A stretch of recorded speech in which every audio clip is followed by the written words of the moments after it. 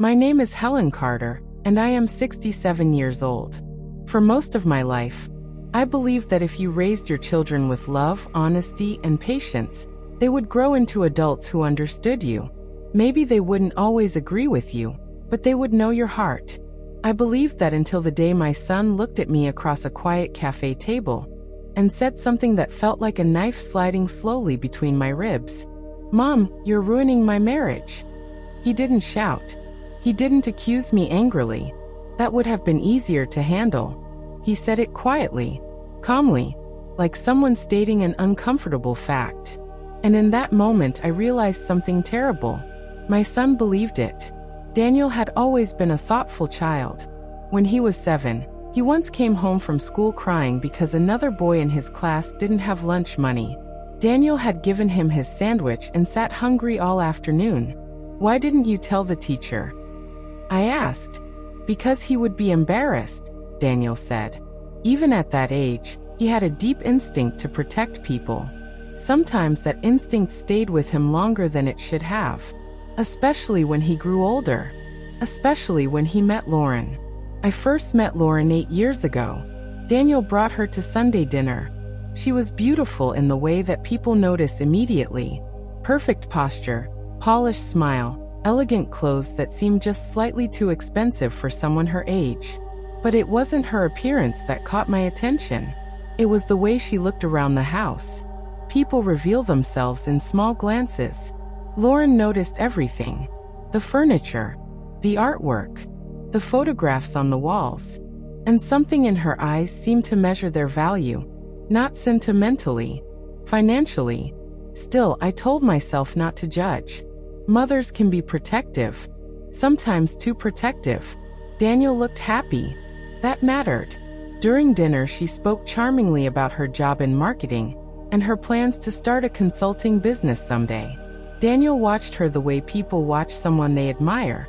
When they left that evening, he hugged me and said quietly, "Isn't she incredible?" I smiled. "She's certainly impressive." At the time, I meant it. I just didn't yet understand what kind of impressive she truly was. The first strange moment came about 6 months later. Daniel called me late one evening. "Mom, can I borrow some money?" His voice sounded embarrassed. "How much?" $10,000. I blinked. That's a very specific number. "It's temporary," he said quickly. "Lauren had an investment opportunity, and we just need a little flexibility." "What kind of investment?" "Real estate consulting." The word sounded vague, but Daniel had always been responsible with money, so I wired the funds the next morning. I didn't hear about that investment again. Over the next 2 years, small things began to add up. Lauren changed jobs 3 times. Each time the explanation sounded confident but slightly incomplete. Daniel started spending more money than I remembered him ever spending before. New car, luxury vacations, furniture that looked like it belonged in a design magazine. Once, when I visited their house, I noticed a stack of unopened bills on the kitchen counter. Lauren quickly moved them out of sight. "Just paperwork," she said lightly. Daniel didn't seem concerned. And when I tried to ask gentle questions, Lauren would smile politely and change the subject. It wasn't exactly suspicious, but it felt controlled. Like I was only allowed to see a carefully arranged version of their life. 3 years into their marriage, Daniel stopped talking to me about finances completely. That change happened suddenly. Before Lauren, Daniel and I discussed everything openly. After Lauren, those conversations vanished. One afternoon, I made a casual comment while we were having coffee. "You two must be saving a lot if you're planning to buy a bigger house." Daniel looked uncomfortable. Lauren answered instead, "We prefer to manage our finances privately." The words sounded polite, but the message underneath them was clear. Stay out of it. So I did. Mostly. But concern is a stubborn thing in a mother's heart. The argument that changed everything happened on a rainy Tuesday evening. Daniel had invited me for dinner. Lauren arrived home late from work and seemed unusually tense. Halfway through the meal, she suddenly looked at Daniel and said, "Your mother has been asking questions again." I looked up, surprised. I asked if you were planning to move. Daniel shifted in his chair. That's not the point. Lauren leaned forward slightly. It makes Daniel uncomfortable when you involve yourself in our decisions. I wasn't involving myself, I said calmly. I was making conversation. Lauren's smile tightened. Some conversations carry judgment. That accusation stung more than I expected. I'm not judging anyone. Daniel sighed. Mom, maybe just give us some space. The room went quiet. I already do, I said softly. Lauren folded her arms. Not enough. Daniel rubbed his forehead. Then he said the sentence that would echo in my mind for months. Mom, you're ruining my marriage. The drive home that night felt longer than usual. The rain blurred the streetlights across my windshield. Ruining his marriage. The words didn't make sense. I had never criticized Lauren directly. I had never interfered in their decisions. I had simply asked questions when things didn't seem to add up.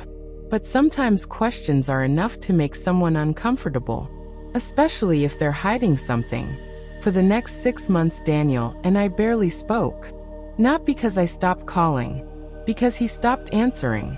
When he did return messages, his tone was careful, polite, distant. Lauren had drawn a line, and Daniel had chosen to stand on her side of it. I told myself that marriages require loyalty, that he was trying to protect his relationship. But loneliness has a way of sharpening your thoughts.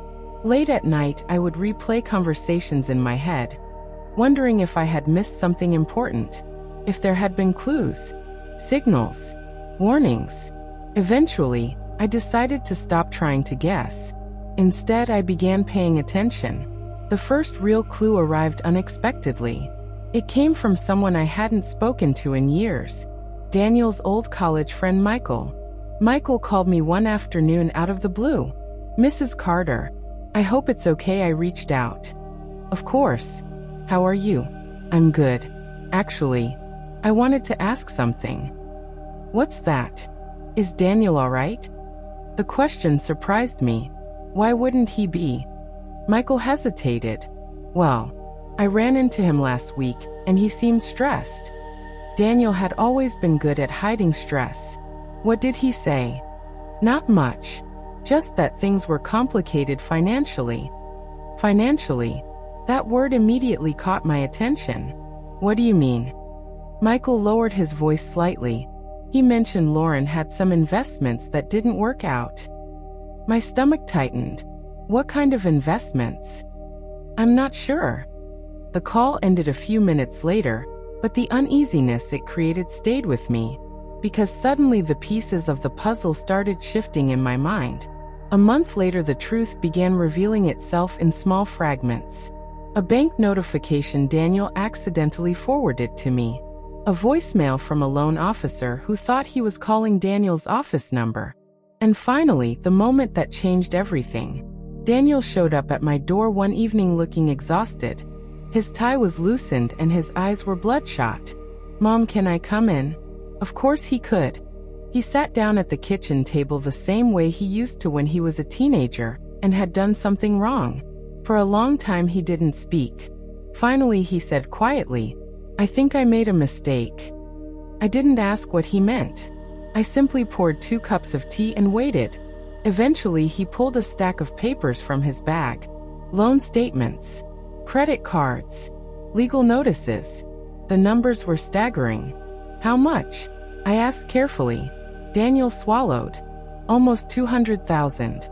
My hands went cold. How did this happen? He looked down at the documents. Lauren. Over the next hour the story slowly came out. Lauren had started a series of investments. Online ventures, consulting partnerships, real estate opportunities. Each one sounded promising at first. Each one failed quietly later. But the money had to come from somewhere. So Lauren borrowed. At first from credit cards, then personal loans, then lines of credit in Daniel's name. He hadn't realized the scale of the problem until the bank started calling. You signed the papers? I asked gently. Daniel nodded. She always said it was temporary. Temporary. I had heard that word before. What does she say now? I asked. Daniel laughed bitterly. She says it's my fault for not supporting her vision. I felt anger rising slowly in my chest. But anger wouldn't help Daniel now. What do you want to do? I asked. He stared at the table. I don't know. 2 weeks later, everything finally exploded. Lauren arrived at my house unexpectedly. She didn't knock gently. She pounded on the door. When I opened it, her eyes were blazing with anger. You've been poisoning him against me. I blinked. I haven't spoken to Daniel in weeks. That's a lie. She pushed past me into the living room. Ever since he came here, he's been questioning everything. I kept my voice calm. Maybe he's finally looking at the numbers. Lauren laughed harshly. You think you're so clever, don't you? I think the truth eventually shows itself. Her expression hardened. You've been trying to break us up since the beginning. No, I said quietly. I've been trying to understand what was happening to my son. The silence between us stretched for several seconds. Then Lauren said something that revealed more than she intended. You don't understand how business works. Maybe not your version of it. Her eyes narrowed. You think you're better than me. I think honesty matters. Lauren scoffed. Daniel will choose me. I looked at her steadily. That depends on whether he chooses truth. The truth came out 3 days later. Daniel discovered something Lauren had been hiding even from him. A second bank account. One he had never authorized. Inside it were transfers totaling more than $300,000. Money borrowed in his name. Moved quietly. Spent without explanation. When he confronted Lauren, she finally stopped pretending. You're too cautious, she told him coldly. Success requires risk. Daniel stared at her. This isn't risk. It's fraud. Lauren shrugged. You signed the loans. The conversation ended with Daniel walking out of the house. For the first time since their wedding. 2 months later, the divorce papers were filed. It was messy, painful, embarrassing, but necessary. The day Daniel came over after the court finalized everything, he looked 10 years older. We sat in the same kitchen where he had confessed the debt weeks earlier. I should have listened to you, he said quietly. I shook my head. You had to learn it yourself. He looked at me with regret. I accused you of ruining my marriage. No, I said gently. Your marriage was already being ruined. By Lauren. And by secrets. Daniel nodded slowly. I see that now. For a long moment, neither of us spoke. Then he asked the question that had been waiting between us. Do you think I'll ever trust someone again? I smiled softly. Yes. How do you know? Because you're still the boy who gave away his lunch to someone who needed it. Daniel laughed quietly. I guess that part never changed. No, I said. And that's a good thing. Sometimes people think family conflicts are about control, but often they're about something simpler. Truth. Because when the truth finally comes out, it changes everything, including the people who once believed the wrong story. 6 months passed after Daniel's divorce. Life slowly began to settle into something that resembled normal again. Though neither of us pretended things were the same as before. Experiences like that leave marks. Invisible ones, but deep. Daniel had moved into a smaller apartment across town. Nothing extravagant. Just a clean, quiet place with large windows and a small balcony that overlooked a park. The first time I visited, he seemed almost embarrassed by how simple it was. It's not exactly what I imagined at 40, he said. I looked around the living room. A couch. A small desk. A bookshelf with only a few scattered items. It's peaceful, I told him. He smiled faintly. That's what I needed. And it was true. For the first time in years, Daniel's life wasn't full of constant financial pressure, sudden business opportunities, or unexplained expenses. The silence felt unfamiliar at first. But slowly, it became comforting. Daniel began rebuilding things step by step. He worked longer hours at his company. He met with financial advisors to restructure the debts Lauren had left behind. And most importantly, he started asking questions again. Not just about money, about life, about decisions, about the future. One evening, while we were having dinner together, he looked at me thoughtfully. "Mom, why didn't you ever push harder?" "About what?" "About Lauren. About the money. About everything." I set my fork down for a moment, because pushing too hard would have pushed you away. Daniel nodded slowly. "I almost believed she was right about you." "I know," he sighed. "That must have hurt." "It did." He stared at the table.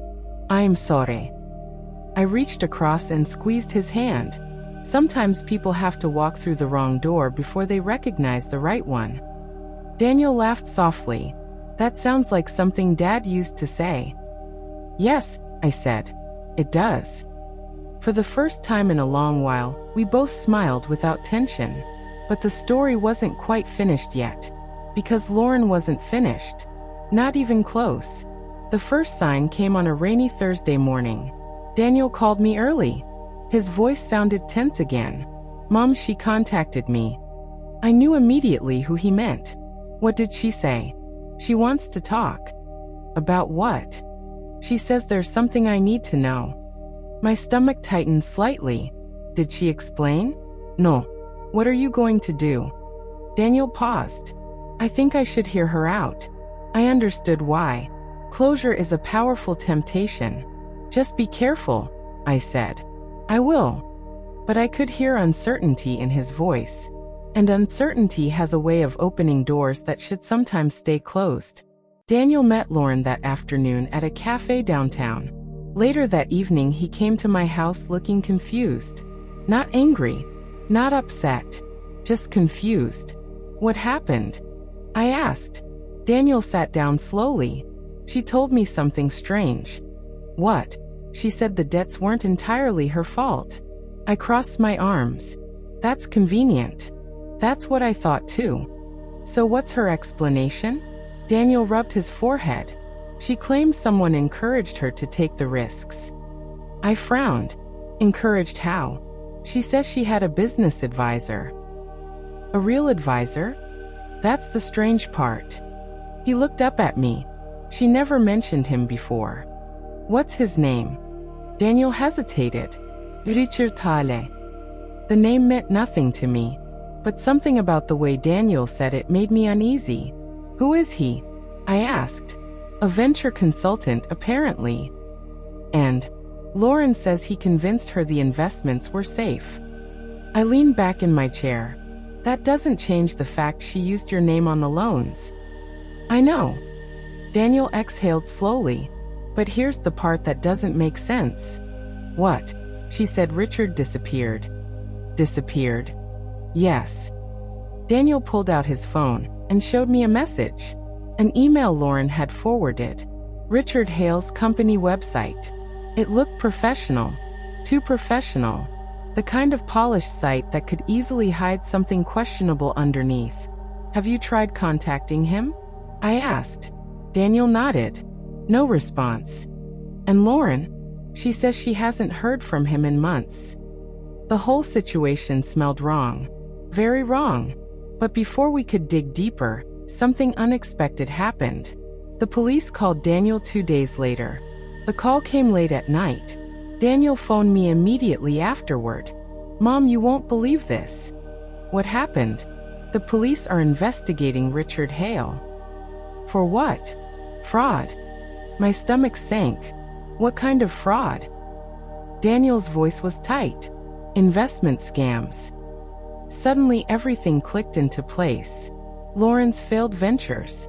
The vanished advisor. The missing money. Daniel continued speaking.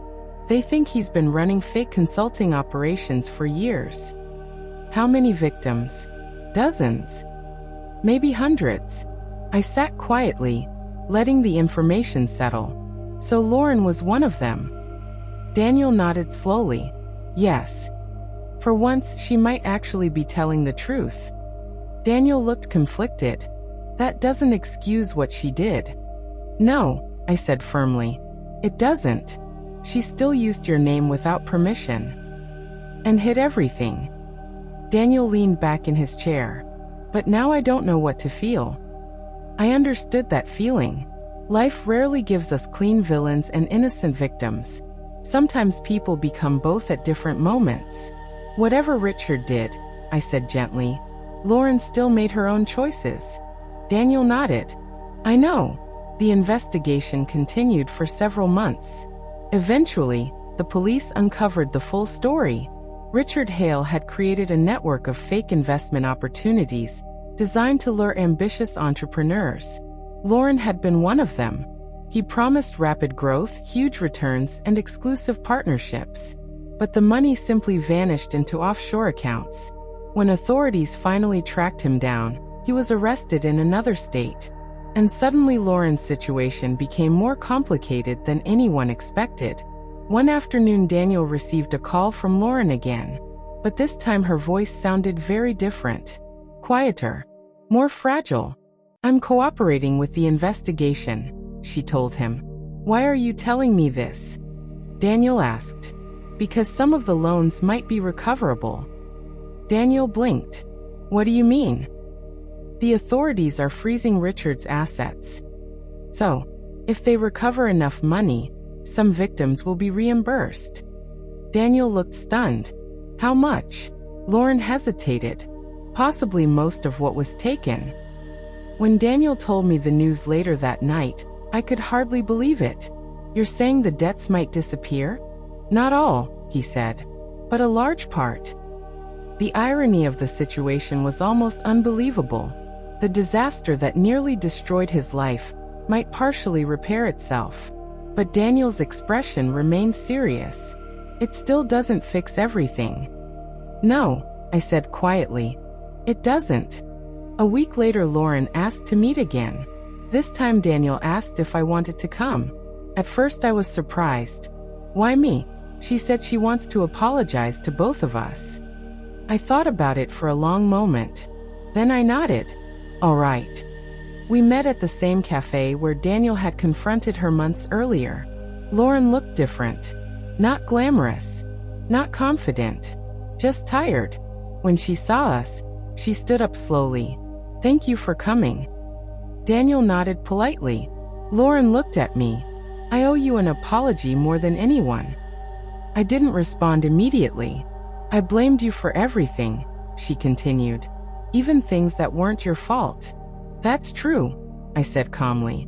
She swallowed. I was ashamed. Of what? Of failing. For the first time since I'd known her, Lauren seemed completely honest. I thought if I succeeded in business, everyone would respect me, she said. And when things started falling apart, I doubled down. Daniel shook his head slightly. You should have told me. I know. She looked down at the table. I thought you'd see me differently. Daniel's voice softened slightly. I already do. Lauren nodded. I guess that's fair. Then she turned to me again. I told Daniel you were ruining our marriage. Yes, I said. I remember. Her eyes filled with tears. But the truth is, you were the only one asking the questions I was afraid of. The table fell silent. Finally, I said something simple. I wasn't trying to ruin anything. I know that now. Lauren wiped her eyes. I hope someday you might forgive me. Forgiveness is a complicated thing. It doesn't erase the past, but it can release the future. I don't hate you, I said gently. That's a start. Lauren nodded slowly. Then she stood up. I won't bother you again. Daniel looked surprised. You don't have to disappear. Lauren gave a sad smile. Some stories just end. And with that, she walked away. Months later, Daniel and I were sitting on his balcony watching the sunset over the park. The air smelled like autumn leaves. Life feels strange sometimes, Daniel said. How so? Everything collapsed, and somehow things are still okay. I smiled. That's how resilience works. He looked at me thoughtfully. You never stopped believing things would work out. I've lived long enough to know they usually do. Daniel leaned back in his chair. You were right about something else too. What's that? The truth eventually comes out. I nodded slowly. Yes. And when it does, it doesn't just reveal what happened. It reveals who people really are.